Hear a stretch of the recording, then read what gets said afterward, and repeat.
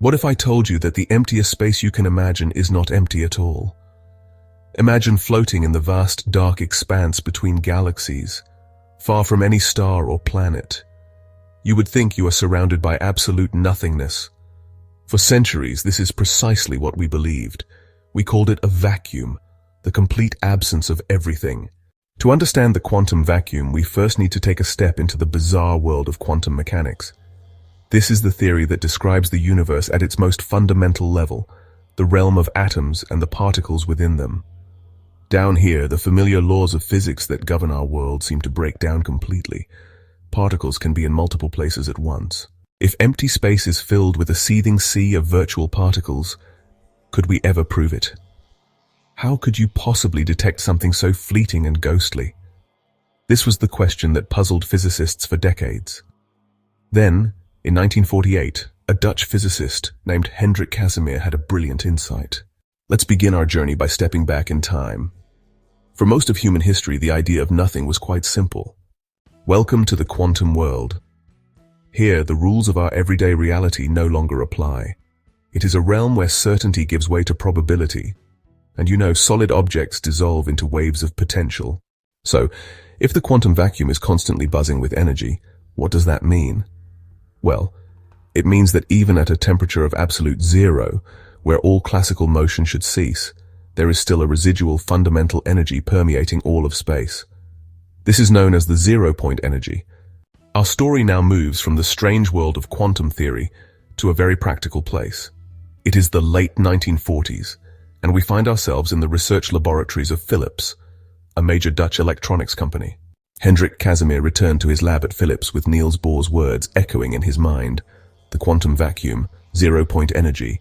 Could the answer to his sticky problem really lie in the ghostly energy of empty space? This difference in energy density, Casimir realized, would manifest as a real, physical force. It would be a pressure from the outside, pushing the plates together. Think of it like a ship at sea. The ship is battered by waves from all sides. If you could somehow calm the water between two ships, the waves on their outer sides would push them towards each other.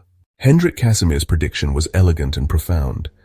He had laid out the blueprint for a force born from the quantum vacuum. But a prediction in physics, no matter how beautiful, is just a story until it is proven by experiment. And proving the Casimir effect was going to be incredibly difficult. To truly grasp how the Casimir effect works, let's move away from the lab for a moment and use a simple, real-world analogy. Imagine you are on a vast open ocean. The surface of the water is not perfectly calm. It's constantly being stirred by winds. For nearly half a century, the Casimir effect was a phantom that haunted the pages of physics textbooks. The breakthrough finally came in 1996, thanks to the persistence and cleverness of an American physicist named Steve Lamoreaux. Steve Lamoreaux's groundbreaking 1996 experiment opened the floodgates. It was the definitive proof that physicists had been waiting for. His results were published in 1997 and were quickly hailed as a landmark achievement in experimental physics. It was the first time that the Casimir effect had been measured with undeniable accuracy. The confirmation of the Casimir effect was more than just a victory for quantum theory. It actually marked the arrival of a new and important force in a field that was just beginning to explode: nanotechnology. This is, the science of building things on an incredibly small scale, the scale of atoms and molecules. Engineers began designing and creating microscopic machines known as microelectromechanical systems, or MEMS. For a long time, the Casimir effect was known only as an attractive force. Two parallel plates in a vacuum would always be pushed together. This seemed to be a fundamental rule, but what if it wasn't? The impact of the Casimir effect extends far beyond our planet and its tiny technologies. It reaches out into the vastness of the cosmos and touches upon one of the greatest mysteries in all of science: dark energy. In the late 1990s, astronomers studying distant supernovae, we have journeyed from the classical idea of a perfect, empty void to the chaotic, fizzing reality of the quantum vacuum. We have seen how a practical problem in an industrial lab led to one of the most profound predictions in physics. As we look towards the future, the Casimir effect transitions from a profound discovery to a potential tool. The ability to engineer this quantum force, to switch it from attractive to repulsive, opens a new frontier in nanotechnology. The story of the Casimir effect is a perfect illustration of the scientific process. It begins with a question about the fundamental nature of reality.